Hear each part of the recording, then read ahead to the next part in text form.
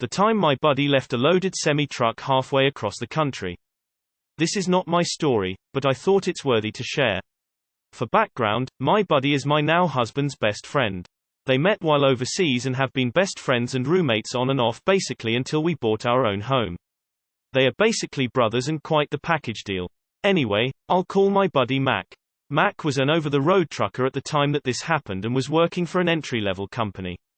Those companies have their place since they help people acquire a CDL and the first year or two of experience so that other companies will be able to accept you, insurance reasons mostly.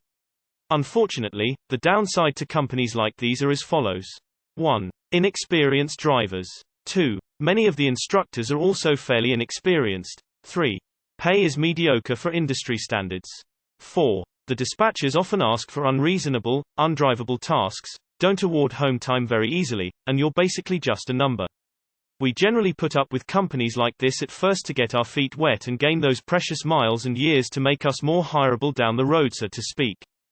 Anyway, Mac had been driving for this company for approximately a year when he was at the time halfway across the country from his home base when he got a phone call. His best friend, my current husband, was in the hospital with a potentially fatal infection. Mac immediately called dispatch to inform them that he was making an immediate U-turn and heading straight home. Here's where the compliance comes in. They told him that if he deviates from his route in any way that he would be fired immediately. They didn't care that he might lose his best friend and told him to suck it up and do his job. He said, "Fine, I quit." He pulled over at the nearest truck stop, parked the truck thousands of miles from his home base and left it. He cleaned it out and took a Greyhound home if memory serves. His old company had to have his tractor and fully loaded trailer towed thousands of miles. Not only that, but they were late on the precious delivery of what was on his trailer. Let me tell you, nothing about that is cheap. Mac now works for a smaller, family-owned company and is home daily or at least every weekend and is paid much better. Hope you enjoyed. This story always cracks me up. Believe me, this happens quite often. The trucking company just dispatches someone from a nearby hub to drive it the rest of the way. I'm guessing the phrase over-the-road trucker is standard in the industry. To an outsider that just sounds absurd. As opposed to an under-the-road trucker. Or an off-road trucker. Why isn't the trucker on the road? Is there a specific meaning to this phrase? Can you explain what package deal means? I'm not an English native speaker. Odds are a driver picked it up and delivered the load. Might have been late, but depending on the relationship with the company, not a big deal. Your friend abandoning a load would be a black mark on his record that would preclude him from being hired at a decent-sized company. I love when people finally quit their shitty job and find a better one. Grass isn't always greener, but when it is, it's rewarding. This sounds like a very swift company. I work in the office of a small family-run company and we have flown a driver home for similar reasons. This story makes me sad to hear.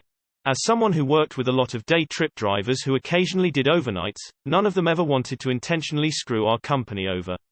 We were lucky, but we also treated them well. With such a shortage of CDL drivers, especially tanker and hazmat, we wanted them happy. It was a great relationship. That company clearly did not believe in the value of their drivers. That is one of those rare moments of clarity in a person's life, when you realize that you have to quit your shit job immediately. My now deceased buddy did similar. He took a load from a broker, delivered it and was never paid. Call it $1,000 for discussion. Tried to collect for a month or 3 and let it go.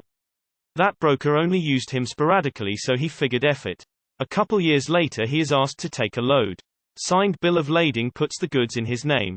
He drives it to his neighborhood and sits on it.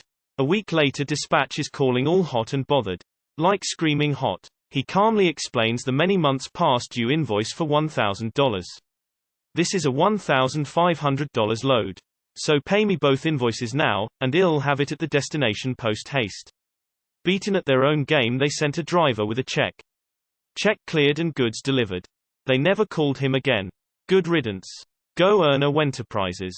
My friend did that when they company wouldn't replace bald tires. Good story, but you need to change M to Max or Mick. They will pull it down for abbreviated names. We all need a friend like Mac. This is awesome. Why can't these companies even try to be human? At corporate level they should have a contingency in place for accidents, illness or a family emergency. He should have sued them for constructive dismissal too as the cherry on the cake. Hopefully they will think twice before they try this on someone else. As a driver, we've all had those moments. I was always too afraid of getting hit with truck abandonment on my DAC to do it. Luckily, safety is always the buzzword at mega carriers, especially when put into writing. I no longer work for a mega carrier, and I got a stupid good local job, but boy, I never want to go back to that. Orange, shoe, or sure wished I finished training. I don't know of a driver who doesn't have a leave the truck fantasy. Mine was to leave it in the departure drop-off zone of a major airport. Figured that would get the company name on the news. In practical terms, I understand that companies can deduct the recovery cost from your paycheck. We had an opposite story at my employer. Driver refused to leave the truck or follow dispatch orders.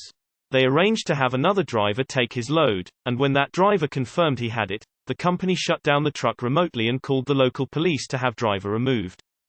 My current husband. Power move right here. In days gone by I was dead heading to a pickup and had transmission problems in Punxsutawney, PA.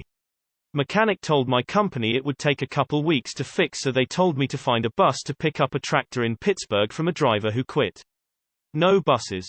They told me to find a taxi. No taxis. They told me to find something. So the Lynn my opinion driver and I had a nice chit-chat all the way to Pittsburgh. This reminds me of how my friend's little brother quit a job at a fast food place. It wasn't malicious compliance, but it was very much in the vein of, I am done with this shit. I don't know the details of what led up to it, but he was working the drive-thru one day and finally had enough. He passed food out the window to a customer, took off his headset, and then climbed through the drive-thru window and just left.